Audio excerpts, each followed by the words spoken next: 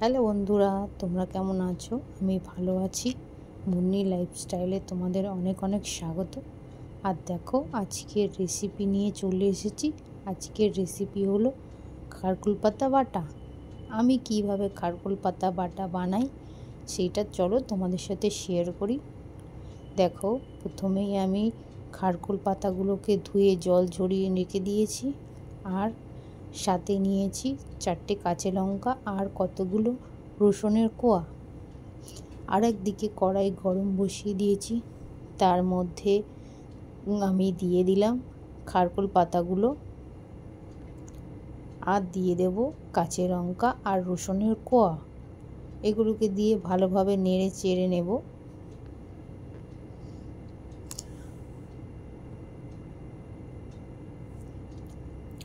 এর মধ্যে দিয়ে দেব সামান্য একটু নুন।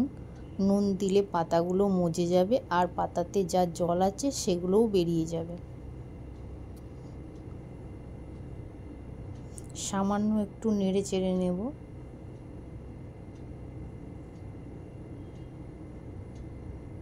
নেড়ে চেড়ে এবার একটা ঢাকা দিয়ে রেখে দেব। ঢাকা দিয়ে জলটাকে আরেকটু বেরোতে দেব। জল বেরিয়ে দেখো বন্ধুরা শুকনো হয়ে গেছে। এটাকে আরেকটু নেড়ে চেড়ে নেব ভালোভাবে, খুন্তির সাহায্যে টিপে টিপে।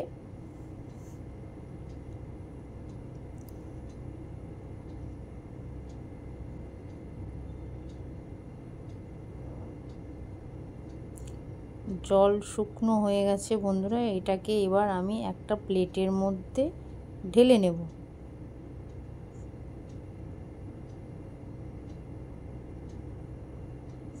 এটা প্লেটের মধ্যে বার করে নিয়েছি বন্ধুরা। এবার দেখো, এটাকে একটু ঠান্ডা হতে দেব।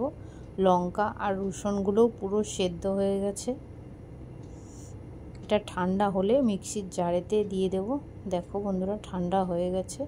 এবার আমি এটা মিক্সির মধ্যে দিয়ে নিচ্ছি। এটাকে জল ছাড়াই পেস্ট বানাতে হবে। দেখো এইভাবে পেস্ট হয়েছে, একটু দানা দানা থাকবে। আর দেখো, কড়াইতে তেল গরম হয়ে গেছে, তার মধ্যে আমি দিয়ে দিলাম সামান্য কালো জিরে, আর তার মধ্যে দিয়ে দেব পাতা বাটাটা। দিয়ে ভালোভাবে নাড়াচাড়া করে নেব।